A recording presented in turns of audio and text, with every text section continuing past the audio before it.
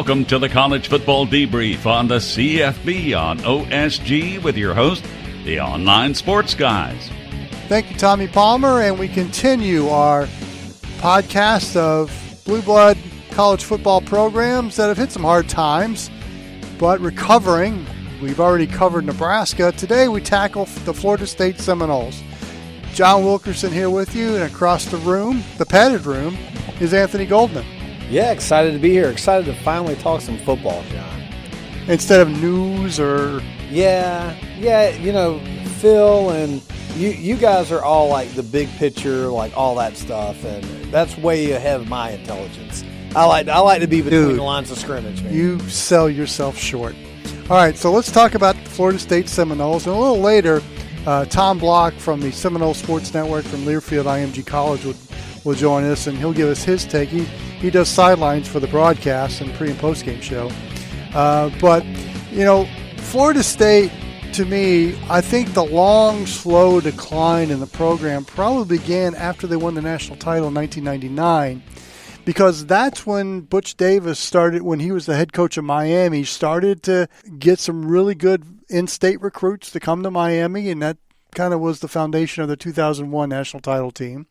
And then we saw the emergence of Central Florida, of South Florida, and then you had FAU. Doing his thing. Urban. I was going to mention Urban Meyer, and then you had FAU and Florida International starting their programs and starting to pick on some of those recruits, and then schools from outside the state were right then starting to discover what a goldmine Florida was, or at least they were really starting to cultivate what the seeds that have been sown down there, and so Florida State wasn't getting the type of players they were used to getting. Yeah. No, you're right, and not only was it that they weren't getting the players they were used to getting, but they weren't developing them the way that they used to develop them either. And you brought up a good point. You know, when Florida State was in their heyday in the 90s, it was FSU and Florida. And if you lived in Florida, you know, Miami had come off sanctions in the early 90s. You know, they were dealing with those problems. Butch Davis, when he came in, had a mess to clean up. So Miami was not really a factor in the mid to late 90s until we get to 99 and 2000. So you did not go into Florida and take a kid. Florida and Florida State had a border around that state. And like you say, a lot of the in-state schools popping up affected it. But, you know, Florida State's recruiting fell off towards the end of Bobby Bowden's run.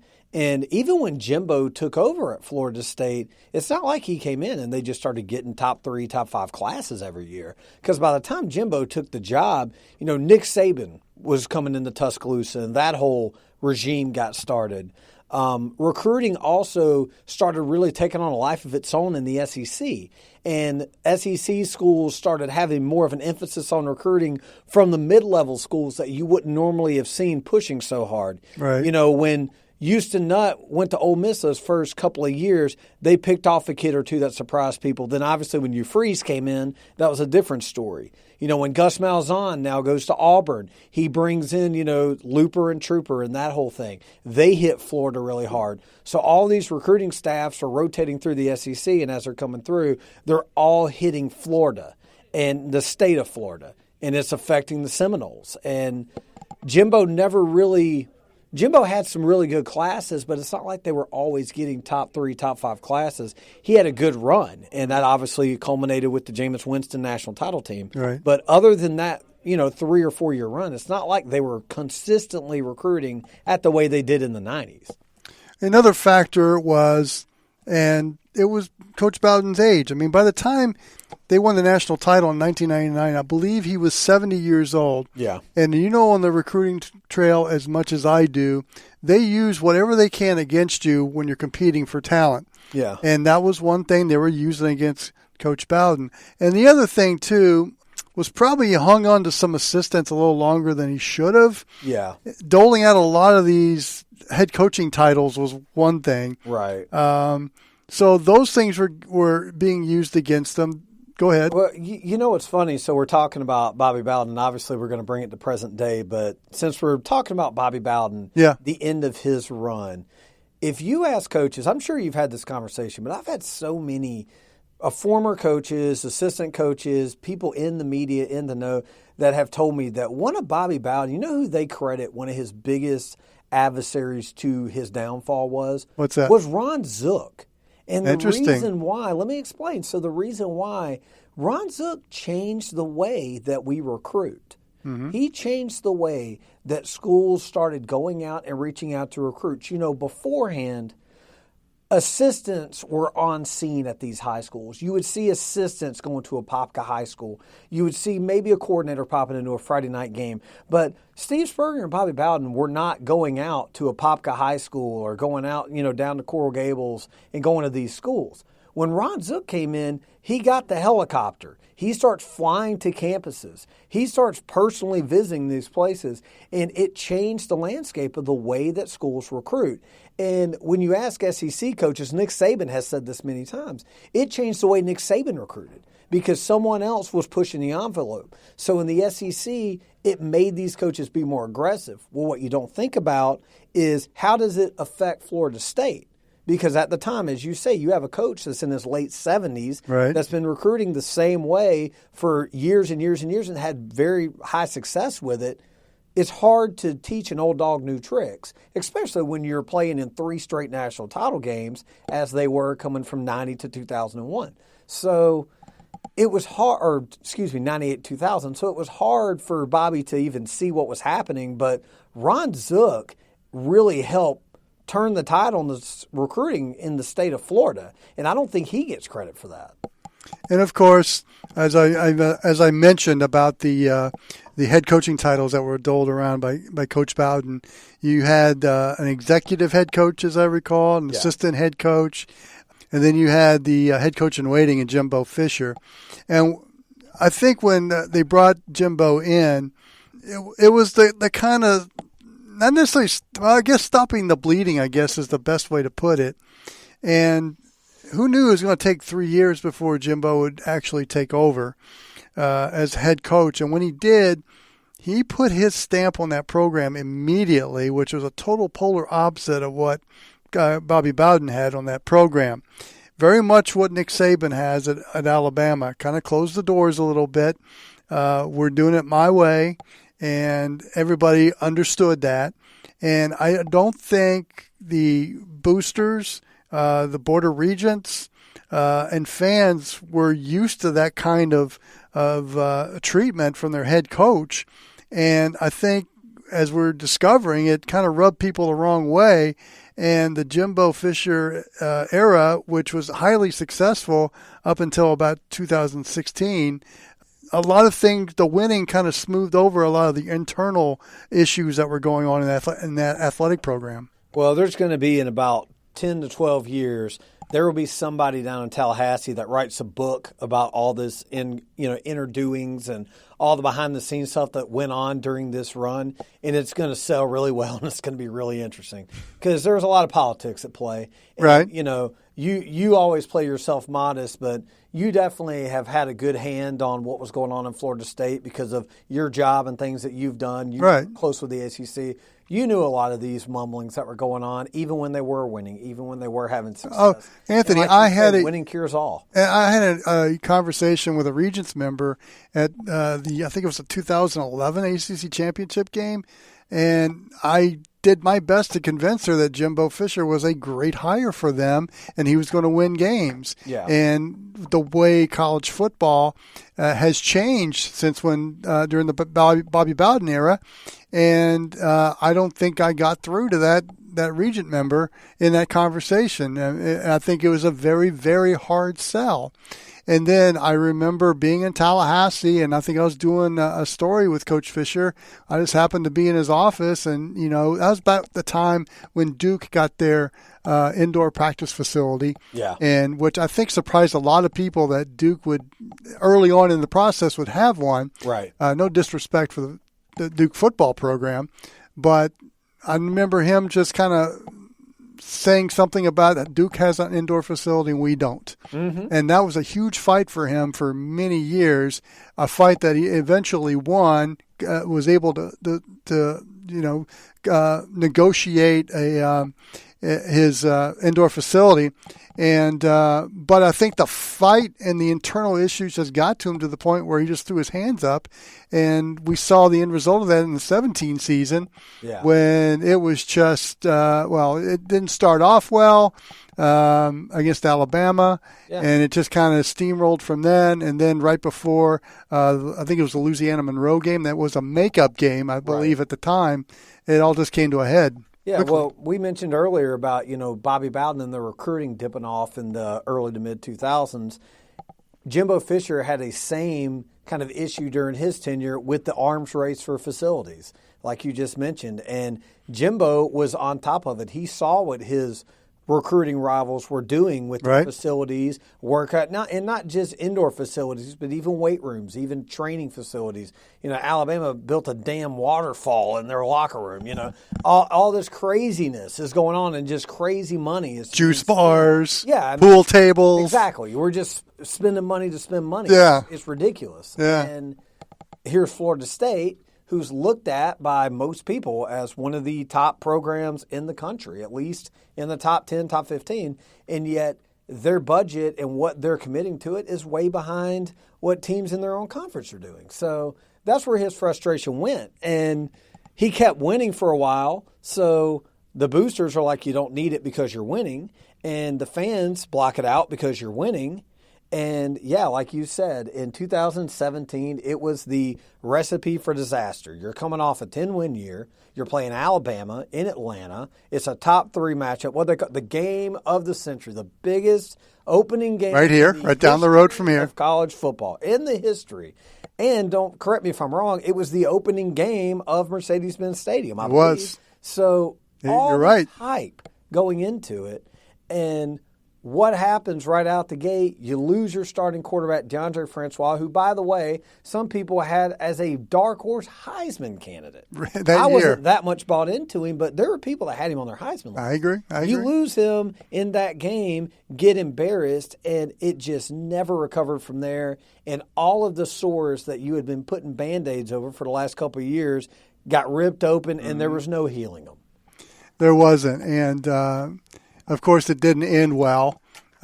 Texas A&M came a-calling, and but we're seeing it come to light as well as the academic issues. I know their APR score was awful the last 3 or 4 years of Jimbo Fisher's era, and the mantra just seemed to be get them eligible. Right. And I think that was an alarm bell in the I guess inside the building there internally.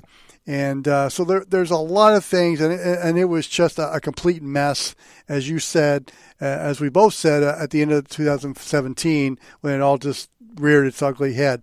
And then we get Willie Taggart hired. I think you and I thought it was a good hire, but we had a lot of trepidation about it. I was going to say, go back and listen to our podcast. I forgot the number of it. When Willie Taggart was hired, me and you did a whole segment on it. Right. And I remember this because I actually did listen to it last year because I wanted to remind myself of what my thoughts were at the time.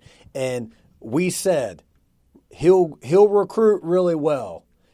Can he coach and can he get out of the way? We weren't sold on it the day of. Continue going. Right, but we thought, okay, this might be a good hire because they're bringing in one of their own. Yeah. A guy who wanted to be there. And I think at that time you went from a coach that just didn't want to be there anymore to a guy that, he bleeds garnet and gold. Yeah. And we know about his recruiting background. But yes, we had a lot of doubts about it. And opening game against Virginia Tech last year, sit down and watch it.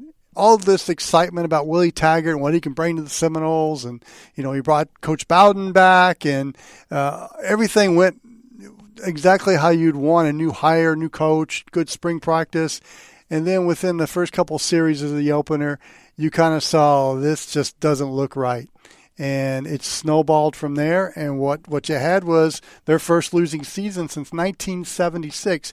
Anthony, they're not used to coming off losing seasons in Tallahassee. No, they're not. And, it needed to happen in a lot of ways, I think. It needed to happen because I think that the FSU fans needed the reality of what was going on behind the scenes and to know how big of a mess it was. One of the biggest issues, and I'm not an alum, I didn't go there. I know one of our cohorts did go there, so he's a little bit closer to it. But from the outside. Why do you think he's not on this podcast? Yeah, exactly. From the outside looking in, I don't think that the common fan had an idea of these battles that Jimbo was facing.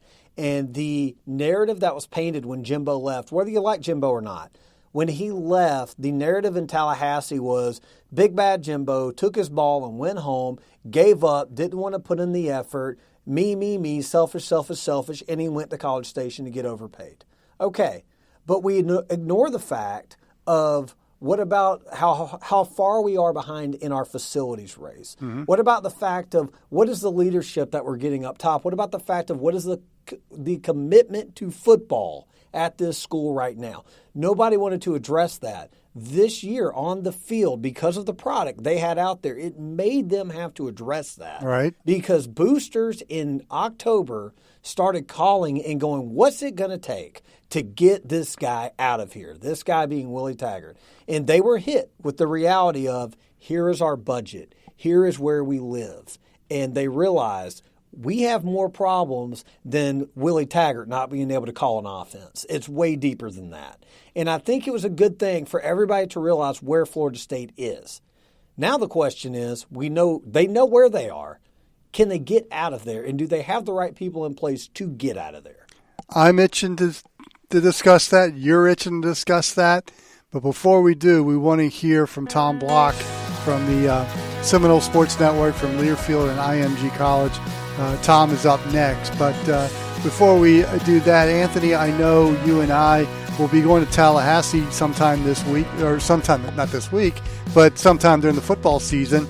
And when we do, we'll be getting our tickets from SeatGiant.com. Yes, we will. We sure will be. We encourage you, to, whether it's a sporting event, going to the theater, or going to a concert, check out SeatGiant.com. And when you find that event you want to go to, just click on it, go to checkout, type in SDH. And if you do that, you'll get a little discount. It'll help you, and it'll help us. That's SeatGiant.com. Okay, when we come back, Tom Block from the Seminole Sports Network from Learfield, IMG College. He was on the front lines, and he gives us his take of what's going on at Florida State when we come back. Hey, what's going on, y'all? This is Rock at the What's Up Falcons podcast, and I'm joined with my boys. My boys in the house. Where you at? Yeah. What up? LG, and we have Q, and we have Hoop in the house. Q's here, the most beloved guy in all of sports entertainment. Indeed. Hey, y'all, we want to thank everyone for listening to us, and if you want to listen to some great Falcons information, check us out on the What's Up Falcons podcast. Right, fellas? Right. Sir. Hey, we here every week, baby. We keeping it real, so check us out there on Twitter. Holla. Peace. Subscribe to the What's Up Falcons podcast on iTunes and SoundCloud. Listen to the What's Up Falcons podcast at whatsupfalcons.com. The OSG Sports app is up and running on your Android or iPhone. All you got to do, install the OSG Sports app and listen to our podcast from college football, soccer, lacrosse. Maybe I can get John to do a CFL podcast. What are you waiting for? Let's get this done. Get the OSG Sports app today. And we continue our discussion on Florida State and welcome a friend of the show, Tom Block from the Seminole IMG College Learfield Network. You know, Tom, it's been 42 years really since Florida State came off a losing season. You were on the front lines of it last year, kind of watching it. How difficult was that? Hey, it was really difficult. I mean, when you talk about that length of time, nobody knew how to handle it, whether you're inside the program, whether you're a player, whether you're a fan, whether you're media. Just something that nobody around here has been accustomed to because it had been since 1976. So that, and that was Bobby Bowden's first year. So it was certainly a tumultuous year when you look at the results. And, it came on the heels of what was not a great season either in Jimbo Fisher's last year. So really it's been 2 years of down years in a row for FSU, and hopefully they've got things pointed back the right direction starting this year. Yeah. Have you seen anything there on campus, recruiting, spring practice, that kind of encourages you? Did you see where the players have now probably fully bought in? Well, I think that's part of it. I think there's a lot of reasons for where Florida, for why Florida State is where it is. I don't think it's as simple as saying it's just one thing. But I do think what you mentioned there is part of it.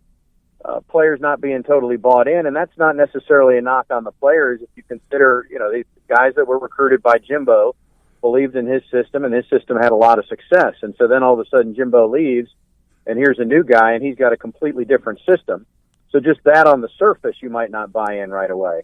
Now then, I think there were some other, there had been accountability issues the last few years under Jimbo, and I think some of that spilled over. And so in some respects, I do think there's addition by subtraction in some cases. And now you've got two years worth of recruiting classes from Coach Taggart in. So yes, I think the players will be more bought in across the board. I think the coaching staff will be much more cohesive this year as well. And there's been some changes. I think they're significant changes. I think they're all upgrades. They're all on the offensive side of the ball. But I just think everybody, meaning all of the coaches collectively, will be more on the same page because they've had time together. This was not a case where Taggart came to FSU and brought all of his assistants with him. He really had to piece it together. And so while he has a handful of guys that have been with him every step of the way, he has a lot of guys that had not been. And so that takes time to gel as well. But I'm confident that that's going to be much improved this year. And you mentioned that the coaching changes there at Florida State, and one of them that was brought in is the new offensive coordinator, Kendall Briles. Have you seen a significant impact from when on the offensive side of the ball with Kendall Briles in charge of it? Yeah, no, we only have the spring to gauge, and most of spring practice was closed. So, you have a couple of open practices early on in the spring game.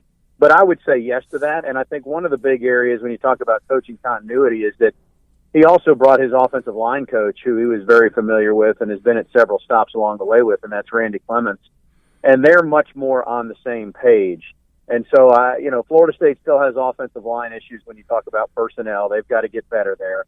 But I do think that the combination of the OL coach and the offensive coordinator knowing each other very well, and then being able to game plan or call plays to the best that you can to make up for some of the deficiencies in the offensive line, I think we'll see a better job of that this year.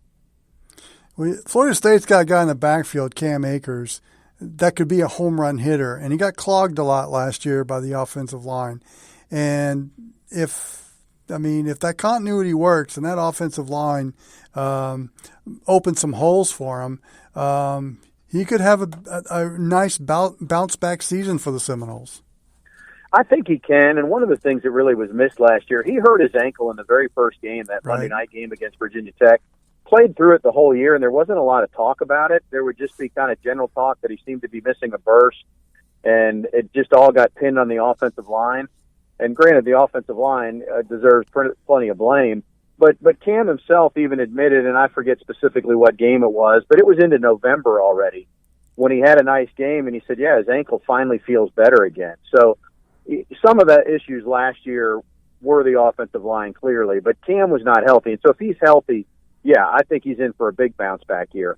I think overall this offense has nowhere to go but up from what it was last year. They've got a lot of really good parts for as much as I'm mentioning deficiencies at the OL. They've got a lot of good parts at the skill position. And I think they've got a quarterback that can be fine, too. He's not a Heisman Trophy winning quarterback, but I think James Blackman's got enough weapons that he can do fine at quarterback. Yeah, and, James Blackman returns. But you also got some transfers coming in, and Alex Hornibrook that had a pretty good career going at Wisconsin, Wyatt Rector from Western Michigan, and Jordan Travis from Louisville. But James Blackman's the guy right now, and we all recall his very first time we saw him was against Alabama, and he was thrown into the fire and had to start as a true freshman from then on. And I think this might be the year we see the fruits of that labor, wouldn't you say?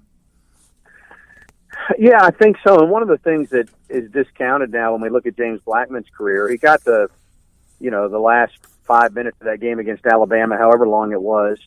But then a hurricane came through Tallahassee, and FSU's schedule in 2017 got all out of whack. So on the one hand, Blackman had 3 weeks to get ready for his first game against NC State. But on the other hand, he got no live action against, I guess it would have been Louisiana Monroe at that time.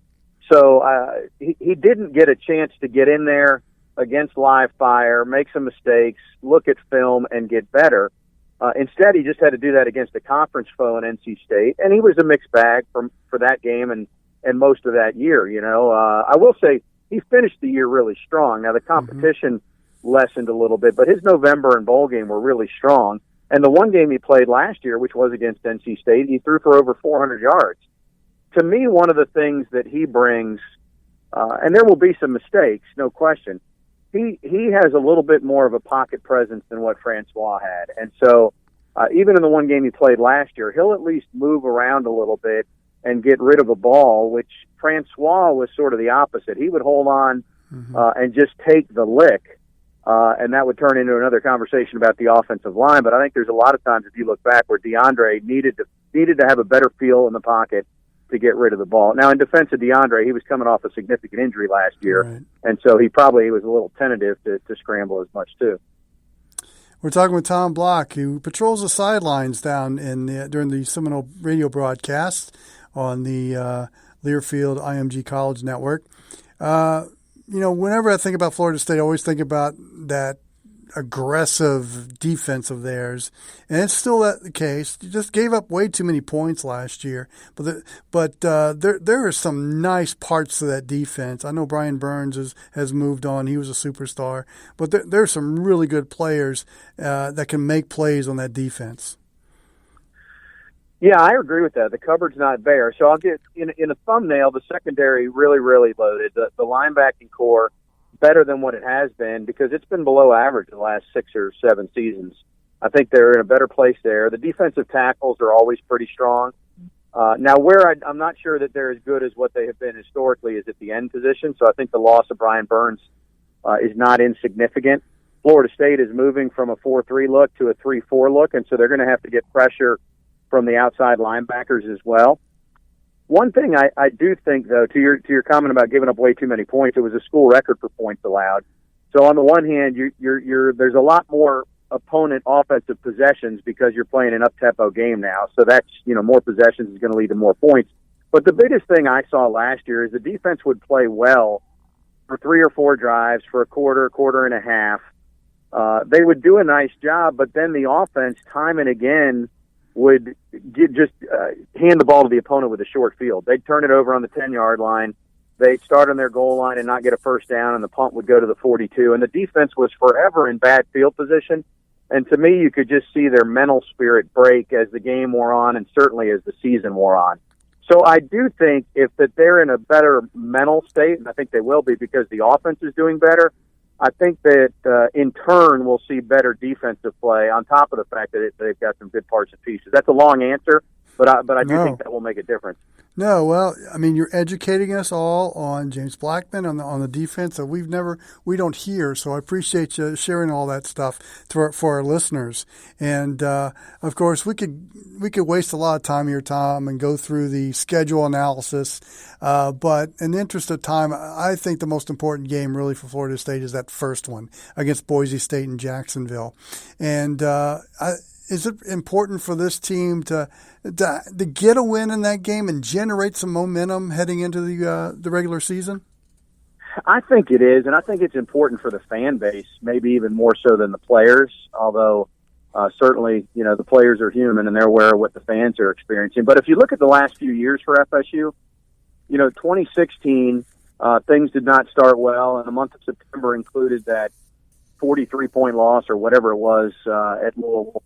And then in 17, you lose your starting quarterback in the game to Alabama, and then you lose to NC State, so you start out 0-2. And then last year you lose the opener to Virginia Tech, and you're in a hole. So the point being, the optimism for the season for FSU fans has gone out the window before the calendars hit October. And so from that standpoint alone, if you can beat Boise and then you have Louisiana Monroe, you're at least on, you're 2-0 as you go to Charlottesville. So even if you drop that game to a team that's picked to win the Coastal by a lot of folks, you're still on the plus side of 500. and can add a few wins before you get to midseason. And that it seems strange to say because Florida State for so many years, they're 8, 9, 10-0, and then playing Miami or playing Clemson or something like that. But that hasn't been the case, and so I do think that Boise State game is big for everybody.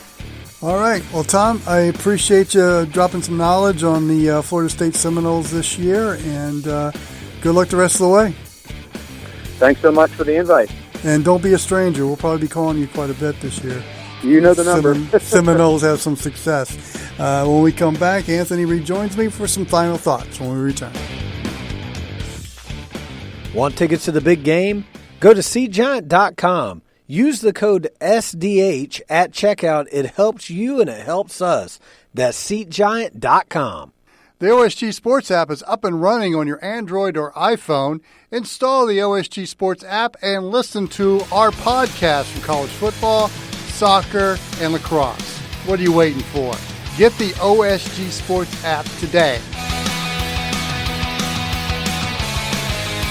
Welcome back. We thank Tom Block from the Seminole Sports Network from Learfield, IMG College, for enlightening us on what's going on at Florida State as we continue our look at the Florida State Seminoles, a program that's hit some hard times and looking to get on the road to recovery. We in the first block, Anthony, we kind of went over things, what happened, how it's all led to what's going on at Florida State right now. And let's look to what the remedy is. And obviously the first remedy was bring in a whole new offensive coaching staff. You have Kendall Briles as the offensive coordinator. You had one scholarship quarterback actually coming back, and that was James Blackman. Now you've got Alex Hornibrook, and you've got a number of quarterbacks coming in to Florida State. So you would think offensively things are kind of going in the right direction. You would hope so. They've done some things that if you're an FSU fan would make you feel positive. The first thing, bringing in Kendall Briles. I know his last name's Briles, so that makes everybody shiver, but this was a very good hire for an offensive standpoint, from a schematic standpoint. He can work with the talent that they have. I also think they had a big addition by subtraction. I really do think that DeAndre Francois needed to get out of there. Mm-hmm. Last year, we talked many times about the dissension that he provided to that locker room, how it was always a weird divided locker room with him and James Blackman. Not from James Blackman's point, but just from the player standpoints on the two. And the buy-in of Francois was questioned, so it was better for all parties for him to say goodbye. And now you bring in Alex Hornibrook, who – we know what he is. Alex Hornibrook is a guy that can go out there, can hit you some dink and dunk passes, can go, if you make him throw 31 passes, he's going to complete 14 to 18 of them, probably throw for 240 yards, 2 touchdowns and a pick. That's kind of what his line's going to be on an average. So he's a good guy to have there, but there's still a lot of potential in James Blackman. And I think that Kendall Briles will, whatever James Blackman can be, Kendall Briles is the guy to get it out of him.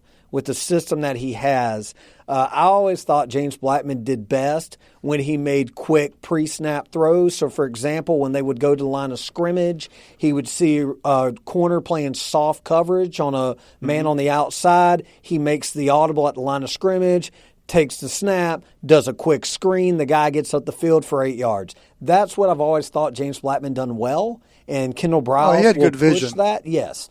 Kendall Briles is going to push that. He's not going to make him sit in the pocket, make 5-6 second reads all day and check down.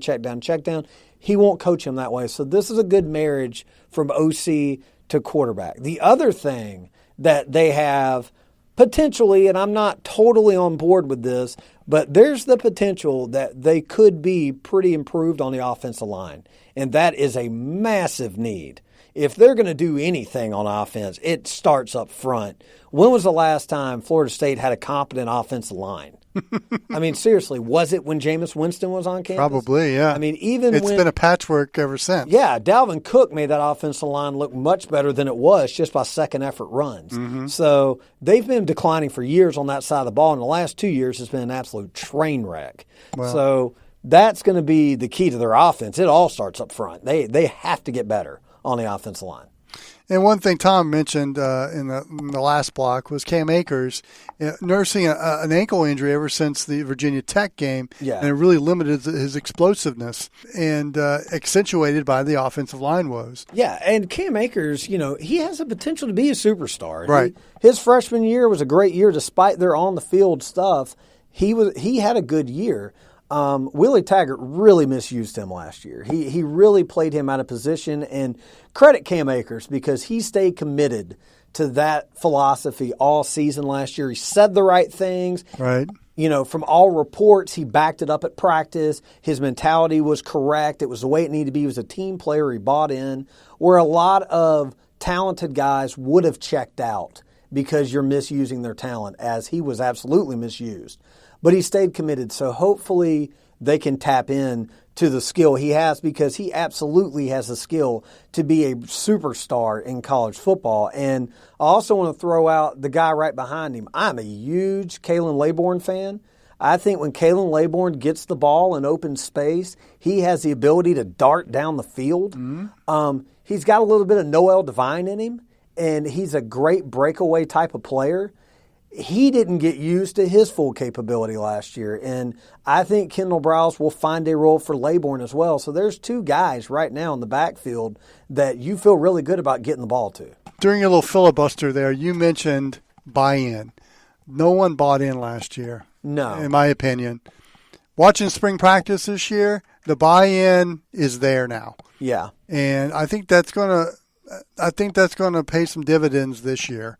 That everybody's bought in. The other thing is just the importance of getting off to a good start.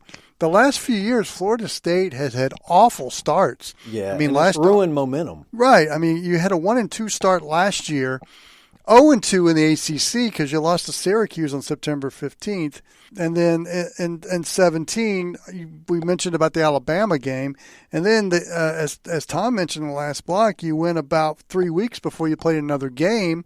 And then you'll lose to NC State because of the hurricane. The ULM game was so you're already on an 0-2 hole, and you had to play that makeup game just to keep the bowl streak alive. And people forget too, John, that FSU, they've lost, like you say, the last 2 years, their opener of the season. College football massively overreacts to week one. Yes. Week one, because we have Labor Day off and everybody's paying attention. Everybody's been waiting on college football to get back. And here's Florida State, who are playing in these high-profile games to start the year, the last 2 years, when they've lost them and they haven't looked good in those losses. It has been panic button, hit reset, let's nuke the whole system right out of the gate. So as a player, you start the year, you play one game, and everyone thinks you're the worst team in the conference after the first game. It's mentally, it's been a lot of weight for them to carry the last couple of years. So with that said, the Boise State game in Jacksonville is huge. Oh, it's massive. Oh, it's so massive. I mean, this is a game that really will, I hate to say it, it might make or break their whole year. It really might. Defensively for Florida State, offensively, they have the pieces. We need to see what they can do. Defensively, they should be better. They've got two of the best secondary guys in the conference. I was going to say, that defensive backfield. Oh, yeah. When you look outstanding. At Woodbury and Asante Samuel Jr., Clemson's talented, but those two could start anywhere. They have a lot of really good players on that defense. Their linebacking core is very talented. They've got some players. They got some stars. They got to be more disciplined because they were way caught out of position last year. But that first game against Boise State is going to be important because you're playing a Boise State team that they have a name. People watch them. They love watching Boise State in a neutral site game. Who doesn't? But let's also look at Boise State. They're replacing their quarterback. They're replacing their leading rusher. They're replacing their top two leading receivers. I mean, this is a team that's right to get beat from week one, and you should beat them. Now, this is a team that returns 9 starters on defense, and they have 2 really good rush-ins. So that offensive line that we just talked about for Florida State, will be tested early. They will be tested in that first game because these guys can get to the quarterback. So this is a very good test. And if they win this test, it's going to do a lot for them going forward. If they lose this test, I don't want to say the season's over, but you do have to worry about them because, like we just documented, the last 2 years they have not responded well. And if they lose their third opener in a row, the whole world of college football is going to overreact. Well, to me, the test is also September 14th when they go to Charlottesville. Virginia, by many, are predicting the Cavaliers to win the Coastal Division of the ACC. Yeah. They're returning probably the second-best quarterback in the ACC. To me, that's another test you're going to have to pass in 2 weeks. So that first 3 weeks of the college football season, Florida State – I agree with you. The Boise State game, they got to win that one. If they lose it, boy, it's going to make things very difficult for them. But that Virginia game, that's when we'll know if Florida State can at least be a 10-win team. And they're not going to challenge Clemson for the Atlantic Division title. But they could, if they want to reach the heights they expect to reach, they have to beat the Cavaliers in Charlottesville. I don't think they can beat Virginia without beating Boise. I agree. I honestly think that, and I hate to say this because I know it's not always this definitive. I feel like they have two options. They're either 3-0 or they're 1-2. I don't see how they beat one without beating the other because, like we just said, that week 1 loss always has haunted them. And it's going to be hard when you've been all off season and you've been told we got a new offensive staff, we're changing the way we do things, we're opening it up more, players are having more meetings, everyone's buying in. Spring goes well, people are showing up to summer workouts unintented, they're showing up on their own power. Then you go through fall camp, hopefully, God willing, everybody stays healthy, you have a great fall camp, and then you come out and you lose to Boise. It's going to be hard to keep that enthusiasm. So I think they're either 3-0 or 1-2. And when you look at their schedule, so they got Boise, then they play Louisiana Monroe. They'll win that game. Could be close, but they'll win that game. Then they go to Charlottesville, take on Virginia. Then they play Louisville and NC State at home. Louisville and NC State are both rebuilding. One has a new coach. The other one's trying to replenish their roster, got to replace their quarterback. So replace their offensive coordinator, too. Yeah, so those are both winnable games in your division with Louisville and NC State. But beginning of October, though, at Clemson, at Wake Forest, and Wake Forest is sneakily good. That's another test they've got to pass. They're not going to beat Clemson. Well, they're not beating Clemson. I mean, right now, if you're Florida State, you want to be competitive against Clemson. Be competitive and leave healthy. That's what your goal is because you're not beating Clemson. Right. But you should beat Wake Forest. Again, it all depends on mindset. I mean, looking at this schedule right now, they should beat Wake Forest. They got Syracuse at home, which is a game they should win, but where's their mentality going to be? Because Syracuse can score 40 points if you're not showing up to play that day. I love FSU's secondary, but if you're not mentally ready, that Syracuse offense can run all over the field. You got the Miami game, which obviously you're haunted by the way it ended last year. Yes. So hopefully, you can respond on that. Then you go to BC, which BC in November. Yeah, and they have a tendency to just bloody and bruise Florida State whenever they go up to Chestnut Hill. BC loves to mash Florida State, especially in November. And then, of course, you go to the Swamp at the end of the year with a team that is projected to win between 8 and 10 games, be somewhere in the hunt of their division in the SEC East. Mm-hmm. So another quality opponent. Looking at that schedule, I mean, on a great turnaround, you could see 9-3. I mean, that's a possibility. I could also see 6-6. Yeah, I tend to see more 6-6. And one thing about it, you're looking right now at a Lindy's magazine. I know Lindy's, Athlon, Phil Steele, a lot of people are really high on Florida State. A lot of people feel because of, and it's not just what Florida State's doing, but what the other teams in the Atlantic are bringing back and have to reset. It is kind of right for Florida State to kind of take that step back up, But I liken that to look at Texas. I mean, for years and years and years, the recipe always seemed to be there for Texas to finally get back. Okay, Oklahoma State just lost a first-round quarterback, first-round wide receiver draft pick. They got to rebuild. That means Texas has got a spot. Nope, TCU comes out and has a great year. All right, well, TCU, finally their quarterbacks graduate. They lose all these defensive guys, All right, now it's time for us. Nope, Baylor steps up. And now Baylor has, you know what I mean? I know what so you mean. So they just kept getting jumped in the pecking order. And that's what you got to be careful of with Florida State. It does look on paper like they can make it back, and talent-wise, they should make it back. Right. But mentally, are they ready mentally? Because if they're not, you watch. When we get to December, we'll be talking about a Boston College. We'll be talking about a Syracuse again. We'll be talking about someone that jumped their place in the pecking order that should have been Florida State. We're going to take a quick break. I've got a final thought that I want your reaction to when we come back.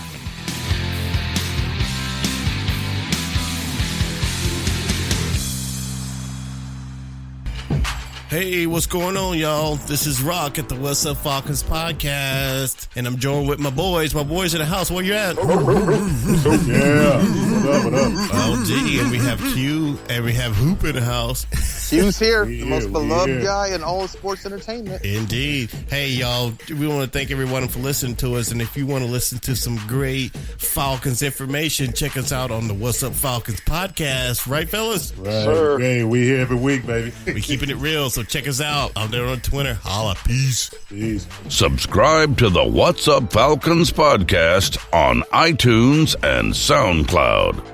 Listen to the What's Up Falcons podcast at whatsupfalcons.com. You want tickets to the big game? A great concert? Go to SeatGiant.com. Use the code SDH at checkout. It helps you, and it helps us. SeatGiant.com. Welcome back. We're discussing Florida State as we enter our final block, and we want to remind you that you can listen to our podcast on all the podcatchers out there: Stitcher, iTunes, Spotify, Spreaker. Wherever you listen to your favorite podcast, you can listen to the College Football Debrief and our other podcasts, soccer and lacrosse. We also have a Twitter page at OSG Sports. We encourage you, especially Florida State fans, encourage you to drop us a note. We'll read it on air. And, of course, you can read Phil Canner's musings on the onlinesportsguys.com. Okay, final thought here, Anthony. We've kind of chronicled, or at least you and I know, that Florida State was always that team in the ACC that was everybody's rival. Yeah. And they deserve that. They win national championships in the past. They go to big bowl games. Now Clemson's kind of taken that mantle. Yep. As everybody's rival in the ACC. And if this were a track meet, if this was the mile, they would already be on the other side of the track, on the back side of the track, while you're crossing to finish your lap. Yeah, you're right a lap now. down. Exactly. So Florida State is in that position where they're not really everybody's rival anymore. That's off their back now. Can they play loose and free with having that label taken off of them? See, I actually will disagree with you there. I don't know if that has I was asking you if they can. Well, see, I don't know if that has been taken off their shoulders. Okay. Because you're right. Clemson is now the big dog in the yard, and everybody's going after Clemson. But if you're Wake Forest, that spear still means something. Okay. Beating that spear still means something. If you're NC State, beating that spear means something, not because of the tradition of it, but because of the pecking order in the division. Mm-hmm. Because, everyone on paper, Florida State could win 7 games for the next 4 years. And in preseason magazines, they're still going to be ranked somewhere between the top 3, at worst the top 4 of the Atlantic every single year. So you have to earn your place above them. So beating that spear still means something. You don't think that a team like NC State is going to feel disrespected, that a team that didn't make a bowl is expected to beat them in every publication this year, is ranked ahead of them in every preseason ranking this year? What about a team like Louisville? You don't think first-year head coach feels like he can get a big step in his rebuilding of his program by knocking off FSU in the first month of the year? I mean, I still think that they have that pressure, and people still look at them as being achievable. We mentioned the Virginia game. Week 3, Virginia. Tear down the goalposts. beat Florida State. I mean, it's not 1990, but it's still a pretty significant achievement for where they are as a program. So, yeah, I still think that they are hunted in their conference. It's still tear down the goalpost moments when you beat the Spear. See, my point is brands still matter. Yes. Even though they had a 5-7 season last year, and the jury's still out if this program is still in the upper echelon of college football. Their brand is up, probably a top 5 brand, and it always will be. Oh, yeah. Let me give you a good example. Sure. So 2 years ago, when Troy had that really great start to the year, and, they beat LSU, and that was a massive moment for their program. Before they beat LSU, remember, they went to Nebraska and they beat the Cornhuskers. Mm-hmm.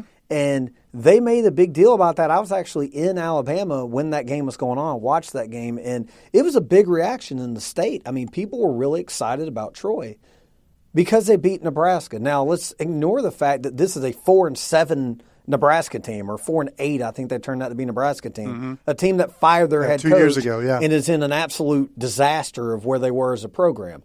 Brands matter. When you're a team like that and you knock off a program, brands matter. When Louisiana Monroe went to Tuscaloosa and beat Nick Saban his first year, it mattered. Didn't matter that they were a 6-6 football team. They beat Alabama.